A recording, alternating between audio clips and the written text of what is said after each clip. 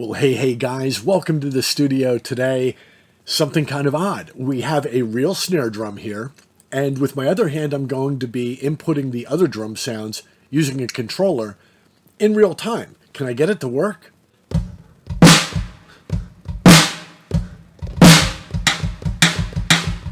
This might be a really cool way to get a very humanized sounding drum track recorded into Ableton software with one stick.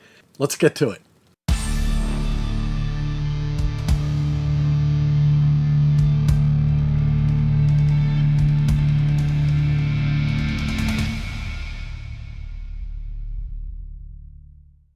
I started with an Audix i5 mic, great for snare drums. This is a brand new Evans HD dry head with a couple pieces of moon gel.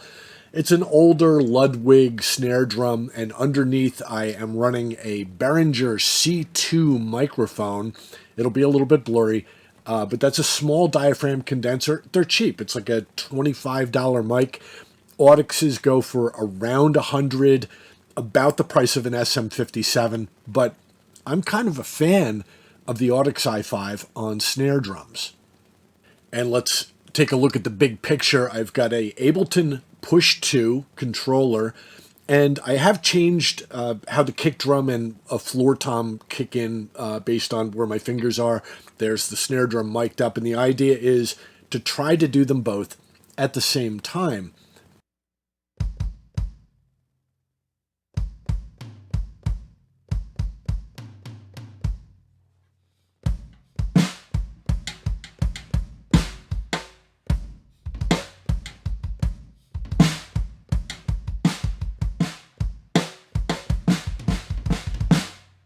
Well, let's give it a try, see how we do.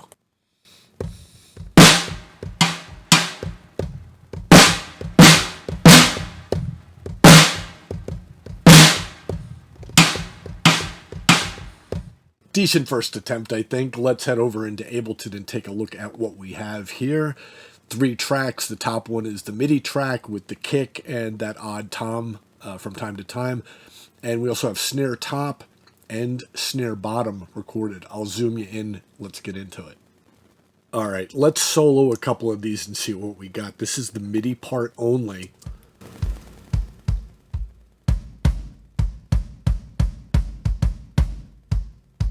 A little bit of that tom sneaks in from time to time because of the way I had the push 2 set up with, I could drag 3 fingers and go kick, tom, kick, and kind of went brup, brup occasionally.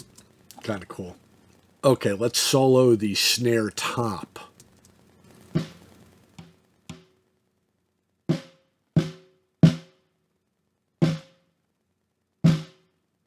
That Evans HD dry drum head sounds pretty good. And let's solo the snare bottom. Ooh, nice and clacky. We put it all together. Now we have this.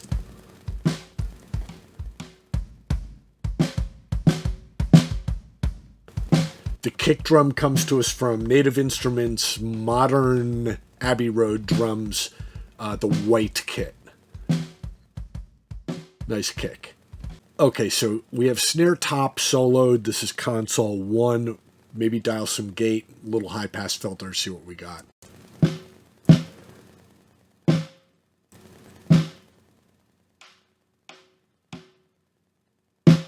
Ooh, kind of cool. Try some gating.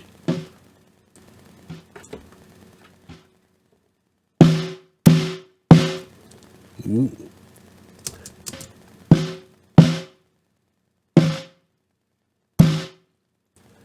Maybe run a hair of compression on it.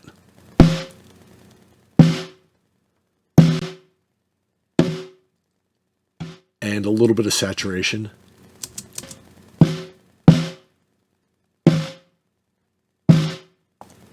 Sounds pretty good. Okay, we got snare bottom here running through console 1. Let's hear what it's doing. Little high pass filter. A little bit of gate. A little bit. A little compression. A little less gate. Little saturation. Something to keep in mind with the lower microphone underneath the snare, I did invert the polarity of that before I even tracked it. So it is out of phase with the top mic. Pro tip there if you want to try to do it with two mics like this. Okay, so we're going to try blending in the snare bottom with the kick and the snare now. That's all top. Here comes the bottom.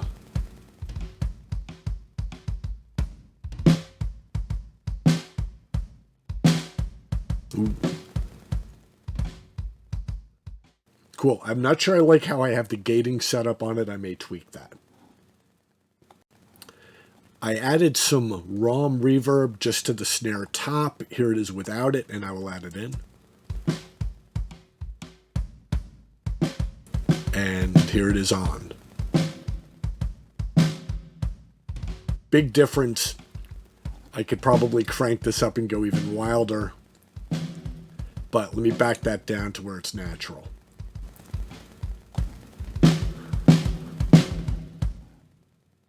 So I think this was an interesting experiment. I'm starting to realize that my stick control is probably not up to the level that I hoped it would be for side stick, rim shots, center hits, that type of thing. But it's something worth working on. Don't forget to come hang out with us in Recording Tips on Facebook. And we got a lot of work to do. Let's get to it.